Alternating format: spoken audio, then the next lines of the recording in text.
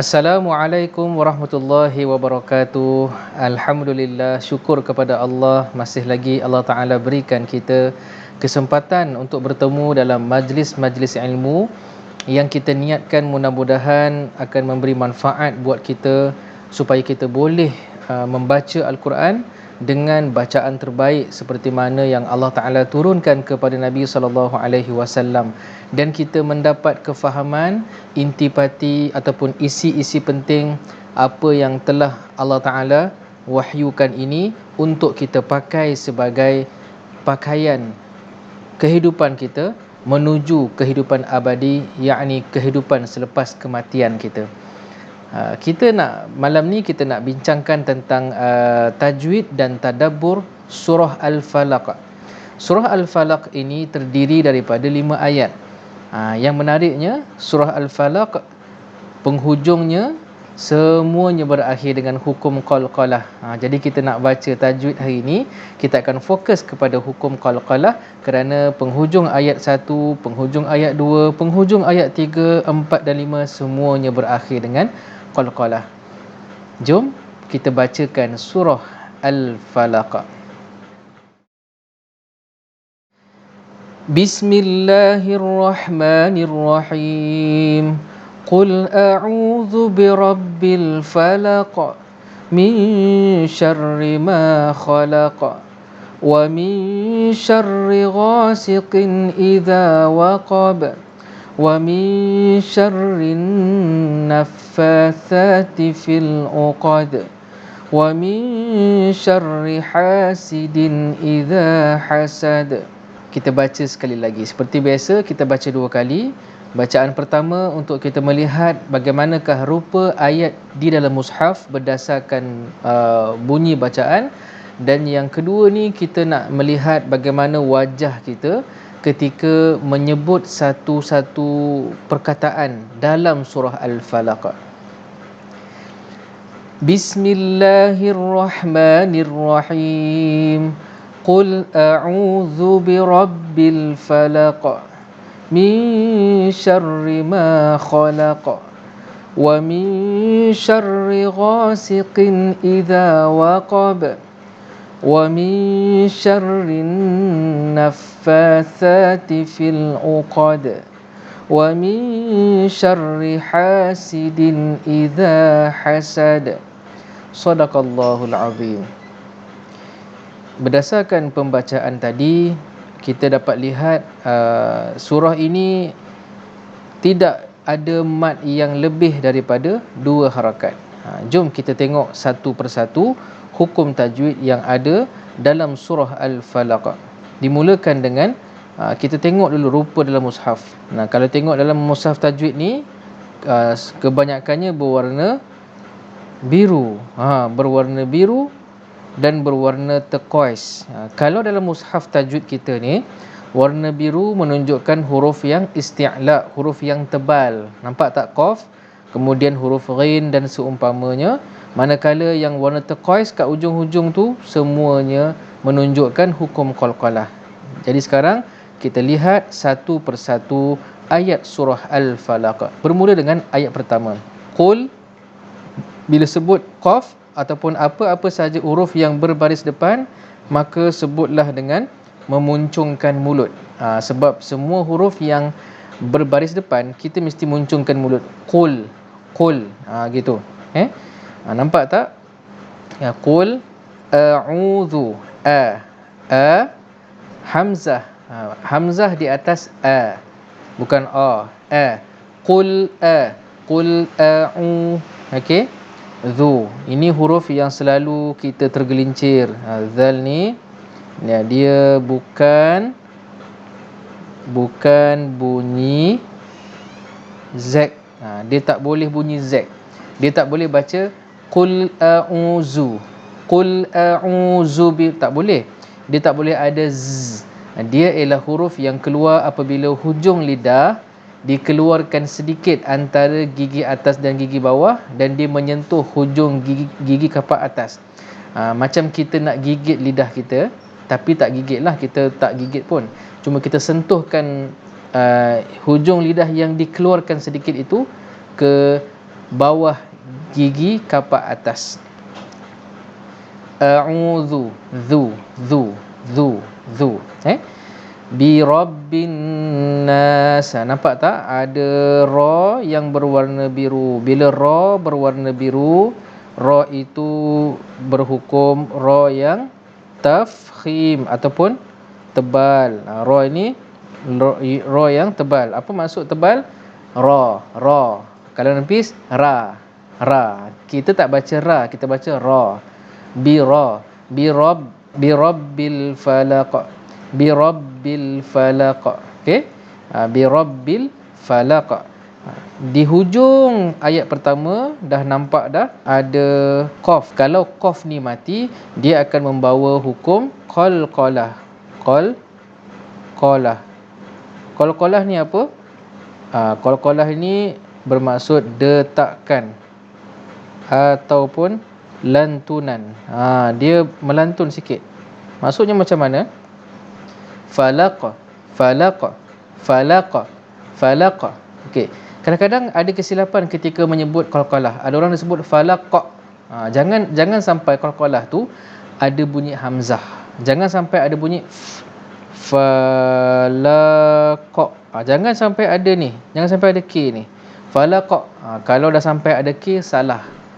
Qalqalah tak boleh ada bunyi k. Tak boleh ada bunyi k. Macam mana bunyi yang betul? Falaq.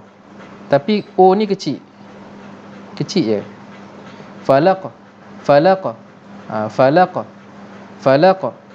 Seolah-olah macam ada k kan, tapi tak ada k. Jangan sampai berbunyi falaq. Qul a'udzu birabbil falaq. Jangan. Qalqalah tidak sampai ada bunyi hamzah. Tidak sampai ada bunyi hamzah. Jadi pastikan ketika menyebut qalqalah, jangan sampai ada bunyi hamzah di hujung sebutan kita. Terus kepada ayat kedua. Min syarri ma khalaq. Min syarri ma khalaq. Nampak? Di sini apa? Ada mim, nun, ada nun mati. Ingat, ketika huruf nun mati, tidak diberi tanda mati. Nun ni mati kan? Tapi kosong. Nampak? Tak ada tanda mati. Kalau huruf tu mati tetapi tidak diberi tanda mati, bermaksud huruf tu takkan disebut dengan bunyi dia yang asal. Bunyi asal nun macam mana? Min. Itu bunyi asal. Tapi disebabkan nun ni tak diberi tanda mati, dia takkan berbunyi min. Siapa yang baca min, maka tersilaplah bacaannya. Jadi nun mati ni pula jumpa siapa? Jumpa shin. Dalam hukum tajwid, kalau nun mati jumpa dengan kalau nun mati jumpa dengan shin, okey. Ni dia hukum apa? Hukum ikhfa. Ikhfa hakiki. Ikhfa hakiki. Ikhfa hakiki. Okey. Apa maksud ikhfa? Bunyi yang tersembunyi. Kalau kita nak mudah faham, bunyi dia macam ni. Mi M-I-N shin. Mi. Okey. Kalau nun tu bunyi dia jelas macam ni. Min M-I-N. Kalau itu nama dia bunyi izhar. Kalau bunyi idgham, bunyi masuk, mish, langsung hilang bunyi nun. Ikhfa ni dia bukan izhar min dan bukan idgham mish. Dia ialah tengah-tengah. Masuk pun tidak, tak masuk pun tidak. Jadi bunyi dia mi syarri ma khalaq. Mi syarri ma khalaq. Jadi pastikan ikhfa kita berbunyi nun yang nun mati yang telah ada unsur-unsur shin dalam sebutan nun yang sedang didengungkan. Yang hujung tadi samalah. Hujung tadi ada qaf, yang mana qaf ini kita akan baca dengan bacaan qalqalah. Tapi ni ayat 1, ayat 2 sampai ayat 5 ni dia dekat hujung kan. Bila qalqalah tu berlaku di hujung ayat, bukan tengah-tengah. Bila berlaku di hujung ayat, mana hujung sebutan kita, maka qalqalah ni kategori qalqalah kubra, qalqalah besar, maknanya bunyi dia lebih kuat. Khalaqa, Khalaqa. Khalaqa. Khalaqa. Ingat jangan sampai ada hamzah. Khalaqa. Jangan sampai ada hamzah.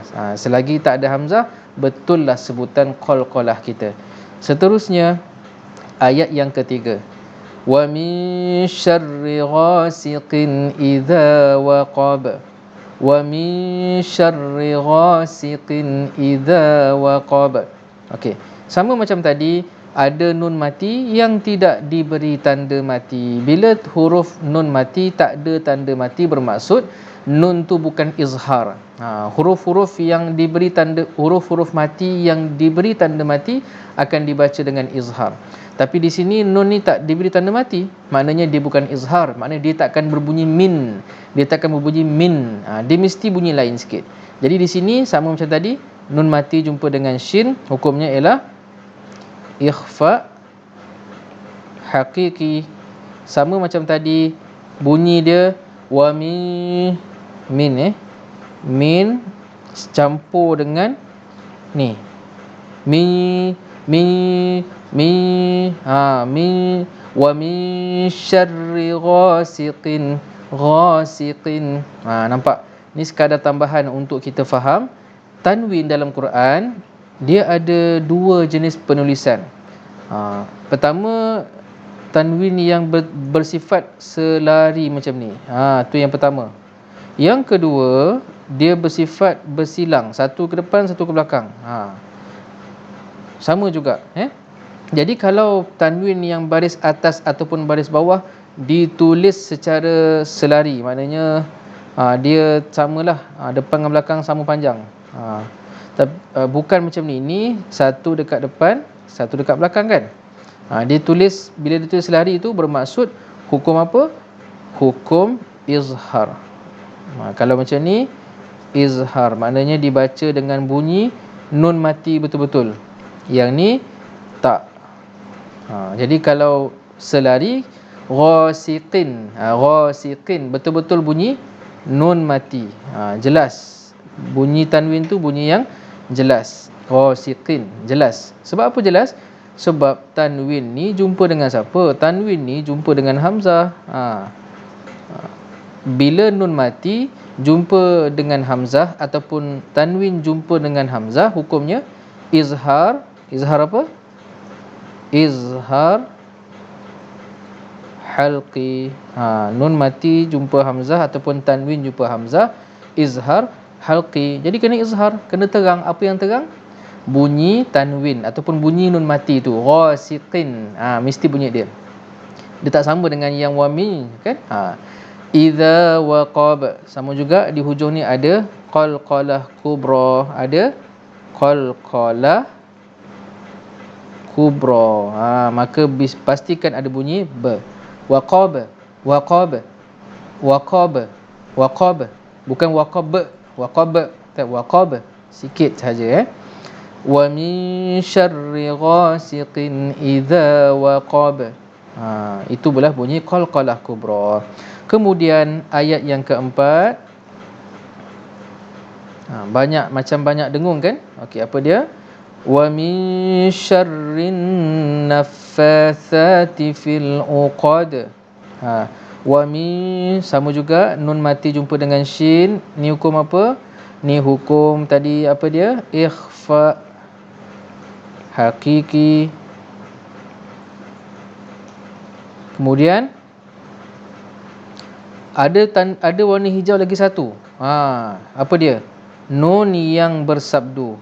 Bila nun tu bersabdu ataupun mim bersabdu, nama dia wajibul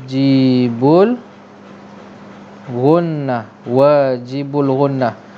Mana-mana mim yang bersabdu, mana-mana nun yang bersabdu, automatik akan didengungkan. Maka kita akan baca dengung dua harakat. Jadi wa min, sini pun dua harakat dengung, yang ni pun dua harakat dengung. Wa min syarrin naffatsati fil uqad. Tsati fil uqad. Sama juga di hujung tadi ada qalqalah. Qalqalah apa? Qalqalah kubra. Dan ayat terakhir bagi surah Al-Falaq ialah wa min syarri hasidin idza hasad wa min syarri hasidin idza hasad. Sama juga nun mati jumpa shin. Nun mati yang tak diberi tanda mati tak akan dibaca terang. Dia mesti bunyi dia bercampur-campur. Jadi di sini hukum ikhfa haqiqi. Macam tadi juga wa min syarri hasidin. Ni hati-hati sikit ya. Bila sebut huruf ha ni ha pedas. Kenapa dia pedas? Sebab makhraj dia dekat tengah-tengah kerongkong yang bahagian kedua. Makhraj halqiyah, makhraj kerongkong ada 3 tempat. Pertama bawah sekali, keluarnya huruf hamzah dan ha bulat. Lepas tu bunyi dia clear, ha, sebab luas dia punya ruang tu. Kemudian atas sikit mendekati kerongkong itu ialah makhraj huruf ain dan ha, dan di situ laluannya sempit.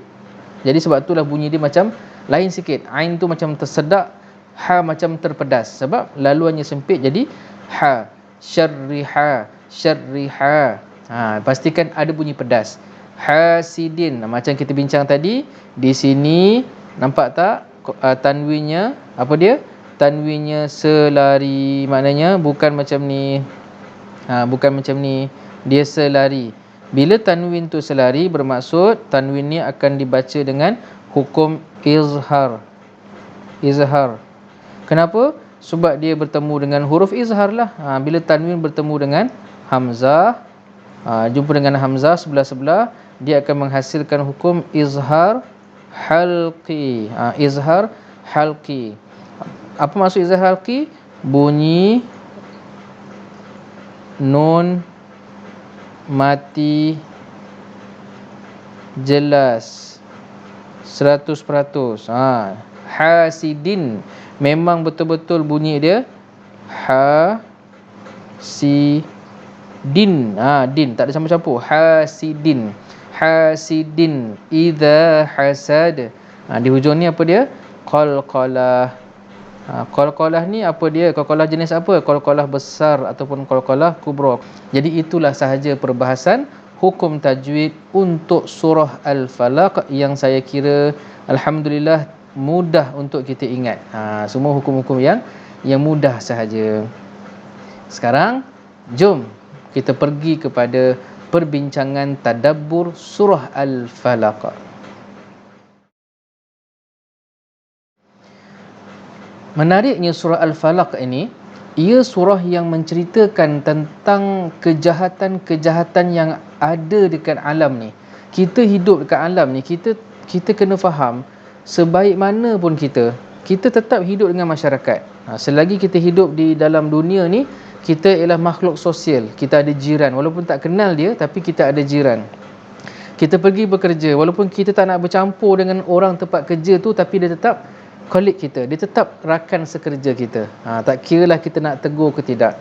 Jadi selagi kita hidup kat muka bumi ini, kita tetap akan berinteraksi dengan manusia-manusia lain. Maka surah Al-Falaq ini surah yang sangat-sangat best, yang menceritakan tentang apa yang ada di alam ini, iaitulah kejahatan-kejahatan makhluk Allah. Memang Allah Ta'ala ciptakan alam ini, ada banyak makhluk.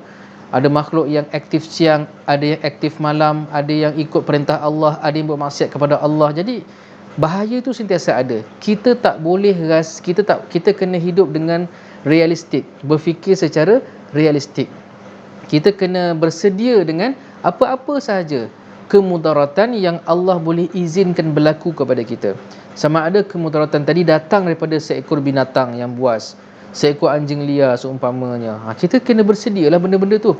Kita tak boleh perasan kita kebal, kita tok wali boleh terbang, nyamuk hinggap tak boleh nak isap darah. Kita jangan fikir macam tu, kerana dalam surah Al-Falaq, kita perhatikan dalam terjemahan ni, kita baca sama-sama.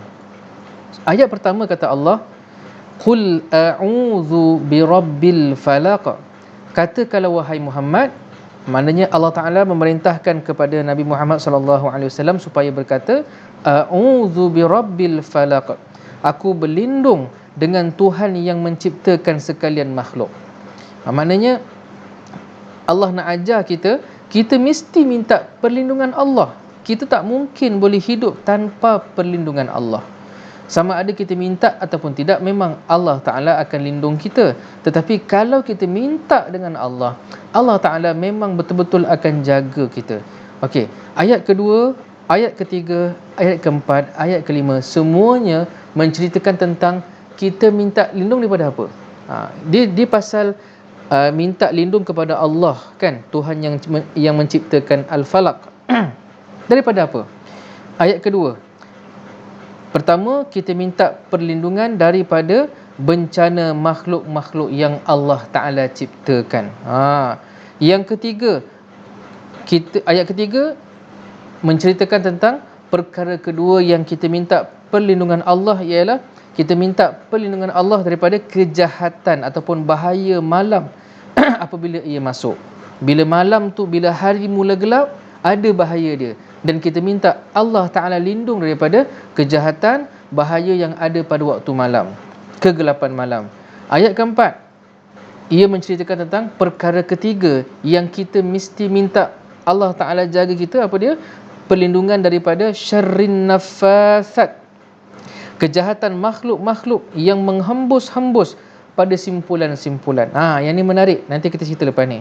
Dan yang kelima, ayat yang kelima ini menceritakan tentang perkara keempat yang kita nak minta Allah Ta'ala lindung kita daripada apa? Kejahatan orang yang dengki, apabila dia melakukan dengkinya. Subhanallah. Nampak tak? Sekarang kita pergi kepada tafsir untuk kita faham apa sebenarnya surah Al-Falaq ini. Ni ayat pertama, Al-Falaq bermaksud as-subhi, waktu subuh. Surah Al-Falaq ini cerita pasal malam sampai subuh. Apa yang ada antara malam dan subuh? Ini menarik ni. Jadi disebut ayat kedua, wa min syarri jami'il makhluqat wa adzaha. Kita minta Allah Ta'ala jaga daripada kejahatan semua makhluk. Adakah semua bahaya? Bila baca ayat ketiga, baru kita faham.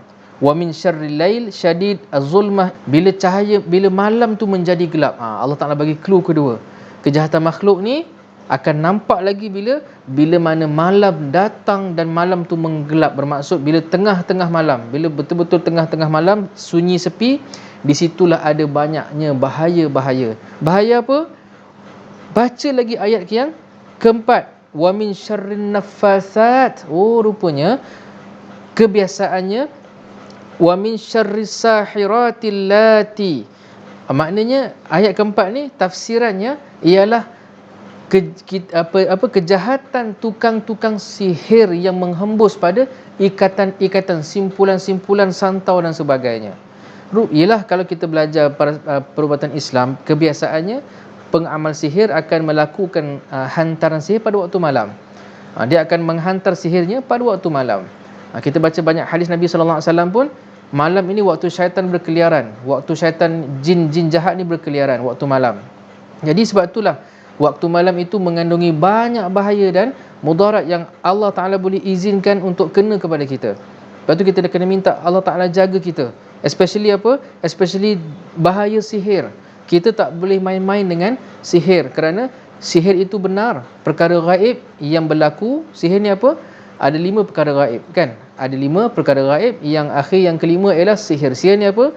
Perkara gaib, perkara yang menyalahi adat, perkara yang bukan biasa yang berlaku atas campur tangan syaitan. Syaitan yang menyebabkan sihir tu boleh berlaku. Dia yang jin-jin ni yang buat magic-magic pelik-pelik tu. Jadi tuan-tuan sekalian, Allah Ta'ala ajar kita minta perlindungan Allah daripada kejahatan tukang-tukang sihir. Okey, yang paling menarik, ayat kelima tu memberitahu semua sekali, wa min syarri hasidin iza hasad. Kenapa orang sihir? Kenapa ada orang yang menyihir? Kenapa ada orang yang menyihir? Pengalaman saya yang sikit ni, kita tanya-tanya kawan kita lah.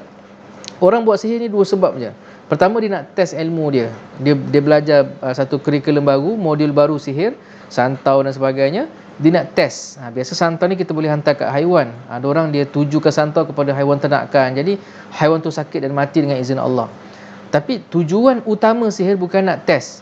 Tujuan utama sihir dihantar ialah kerana rasa tak puas hati dengan orang lain. Jadi dia tak puas hati, maka dia marah dengan orang, maka dia hantar sihir. Dan kebiasaannya kemarahan itu disebabkan hasad, dengki. Dia tak puas hati, dia tak dapat apa yang dia nak.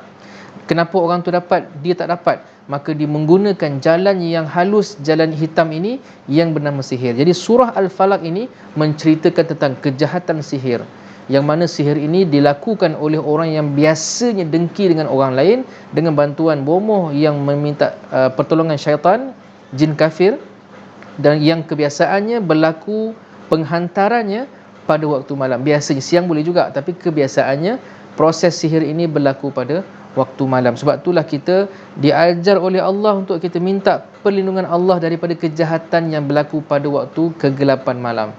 Betul sekalian, pernah tak Nabi SAW disihir? Ni saya nak beritahu ni, kita jangan perasan kita boleh selamat. Kita jangan perasan kita takkan kena sihir. Sebab semulia-mulia Nabi SAW pun, Nabi SAW pernah kena sihir.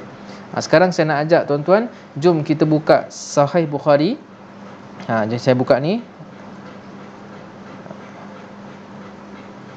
Okey. Sahih Bukhari, hadis yang ke 5323, kitab Al-Tib. Dia ada banyak kitab kan. Dia ada banyak bab. Jadi kitab tu bukan bab, kitab tu ialah kumpulan hadis, tajuk-tajuk besar. Tajuk-tajuk besar bab tib, perubatan. Jadi hadis yang ke 5323, hadis tentang Nabi sallallahu alaihi wasallam pernah disihir. Nabi pun pernah disihir dan Nabi menerima kesan sihir tersebut. Ada orang tak puas hati dengan Nabi, dia sihir Nabi. Baik, hadis ni apa? Hadis ini dalam Sahih Bukhari daripada Aisyah radhiyallahu anha. Sanadnya bermula dengan Abdullah bin Muhammad sampailah kepada Aisyah radhiyallahu anha, kana Rasulullah sallallahu alaihi wasallam suhira hatta kana yara annahu ya'tin nisa wa la ya'tihin.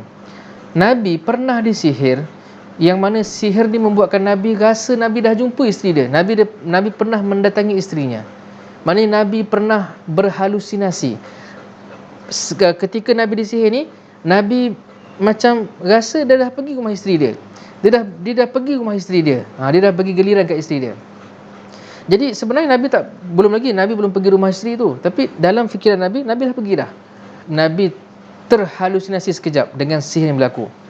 Okey, kita cepat kita baca terjemahan Baik, pada ni baca baris kelima ni. Sufyan kata bahawa keadaan ini termasuk sihir yang paling berat. Kemudian Nabi bersabda, wahai Aisyah, apakah kamu tahu bahawa Allah telah menghukumi dengan apa yang telah kufatwakan? Maka kata Nabi SAW, dua orang lelaki telah datang kepada aku. Ada dua orang sahabat datang kepada Nabi. Seorang dia duduk dekat kepala Nabi, seorang duduk dekat kaki Nabi SAW. Kemudian salah seorang yang kat kepala tu cakap dengan kawan kat kaki tu, kenapakah lelaki ini? Barangkali dia tak kenal Nabi SAW. Kenapa lelaki ini? Kawan dia jawab, terkena sihir. Yang dekat kepala tu tanya, siapa yang sihir? Siapa yang sihir lelaki ini? Maka kawan kat kaki jawab, Lubid bin Al-Asam, lelaki dari Bani Zuraik, seorang munafik yang bersekutu dengan Yahudi. Lelaki ni, munafik ni, dia sihir Nabi SAW. Okey, bagaimana dia buat sihir tersebut? Maka yang dia bertanya dengan kawan dia, dengan benda apa dia sihir? Maka kawan dia jawab, dengan rambut yang jatuh ketika disikat. Rambut Nabi jatuh ketika disikat, dia boleh ambil rambut tersebut, dia jadikan ikatan sihir. Maka kawan dia tanya, kat mana benda tu ada? Dekat mana benda tu? Dekat mana yang barang sihir tu kat mana? Barang sihir tu. Maka kawan dia jawab, dekat batang kurma yang ada di bawah batu dalam perigi Zarwan. Mayang ni pelepah kurma, di pelepah kurma yang diletakkan bawah batu dalam telaga Zarwan. Maka Aisyah berkata, kemudian Nabi SAW pergi dekat perigi tersebut. Sebab orang ni beritahu kan, dekat situlah adanya simpulan sihir tu, ada dia punya barang dia. Maka Nabi pun dapat keluarkan barang tersebut. Nabi keluarkan sendiri. Lalu Nabi bersabda, ini adalah perigi yang diperlihatkan kepadaku, seakan-akan airnya berubah bagaikan rendaman pohon inai, merah pekat, dan seakan-akan pohon kurmanya bagaikan kepala syaitan. Kan ada pokok sebelah tu kan, nampak macam kepala syaitan. Air tu berwarna merah pekat. Lalu Abu Hisham berkata, apakah beliau meminta barangnya dikeluarkan? Kata Aisyah, lalu aku bertanya, apakah kamu tidak meruqyahnya? Kata, tidak. Allah telah menyembuhkan aku dan aku hanya tidak suka memberikan kesan buruk kepada orang lain dari peristiwa itu. Allah Ta'ala terus sembuhkan Nabi. Mana sekejap aja. Okay, walaupun berlaku sekejap, tetapi Nabi SAW terkena sihir. Nabi terkena sihir. Nabi pun boleh kena sihir. Nabi pernah kena racun kan? Nabi pernah kena sihir. Kalau tengok ni apps ni, dia beritahu ada 7 hadis. Ada dalam Sahih Bukhari ada, Sahih Muslim ada, Musnad Ahmad pun ada. Nampak? Tapi cerita yang samalah, cerita Nabi SAW disihir oleh Lubaid bin Al-Asam. Hadis yang kita baca tadi. Maka maknanya sihir ni ada, benda yang benar-benar boleh berlaku. Bila mana Allah Ta'ala izinkan, maka seseorang boleh kena sihir, boleh terkena bahaya sihir. Maka jangan kita rasa selamat. Surah Al-Falaq ajar kita sentiasa bercakap dengan Allah, minta Allah jaga kita, minta Allah Ta'ala jaga kita. Kalau bukan sihir pun, ada kat malam tu ada babi hutan boleh lalu time kita drive. Macam-macam bahaya malam ni, bahaya gelap malam, macam-macam, tak nampak, hujan lebat. Jadi benda-benda ni semua makhluk Allah yang Allah Ta'ala ciptakan, dan setiap makhluk Allah tu memang ada potensi mendatangkan bahaya kepada kita dengan izin Allah. Benda-benda tu semua tak boleh bagi mudarat, tetapi ada bahaya yang Allah Ta'ala izinkan sebagai sunnatullah. Dan jangan lupa untuk minta perlindungan Allah Subhanahu. Menarik kan? Jadi saya suka surah Al-Falaq ni, sebab tu dia Al-Falaq dan An-Nas ni dipanggil surah Al-Mu'awwidhataini, yang disunnahkan oleh Nabi SAW untuk kita membacanya setiap malam sebelum tidur. Itu saja. Wallahu a'lam. Assalamualaikum warahmatullahi wabarakatuh.